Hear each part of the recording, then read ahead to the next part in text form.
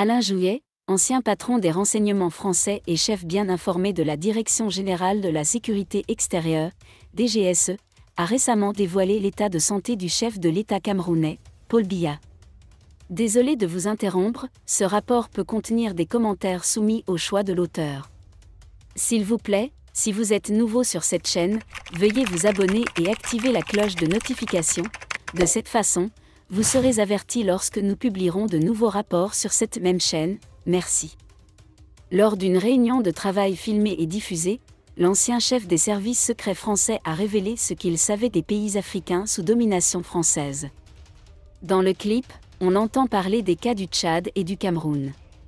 Concernant le Tchad, Jouet a confirmé que le maréchal Idriss Déby Itno n'a pas été tué au combat mais lors d'une réunion avec son état-major. Pour assurer la nécessaire participation de l'armée tchadienne à l'opération Crescent Army, la France a nommé le fils de Kaka Déby, et dès le début toute l'opinion internationale a cru à la « propagande » qui faisait croire que le père de Déby allait mourir en héros. Ou peut-être tué par la vérité. Parlant du Cameroun, l'ancien chef des renseignements français a confirmé que la santé du chef de l'État camerounais est plus préoccupante que son entourage et les Camerounais ne l'imaginent. Au Cameroun, Biya est très malade, il a plus de 90 ans et il n'y est jamais allé. C'est clair qu'un coup d'État est en marche au Cameroun, déclare Alain Jouillet, qui reste bien entendu.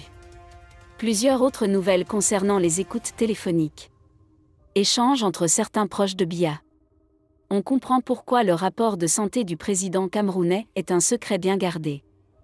La clinique privée suisse qu'il a fréquentée pendant son séjour permanent lui a garanti la confidentialité. Lorsqu'il devra se rendre à l'hôpital pour se faire soigner, le showroom en question permettra au personnel afro-américain de prendre congé en cas de besoin.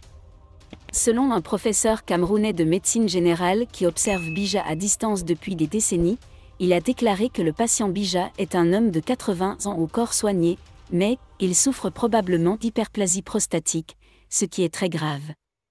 Important pour lui. C'est normal pour ton âge, a déclaré le médecin de famille, qui a choisi de rester anonyme. À en juger par l'attitude moins attentive du chef de l'État ces dernières années, on devine quelques problèmes articulaires, tandis que la difficulté à monter les escaliers indique qu'il souffre d'arthrose.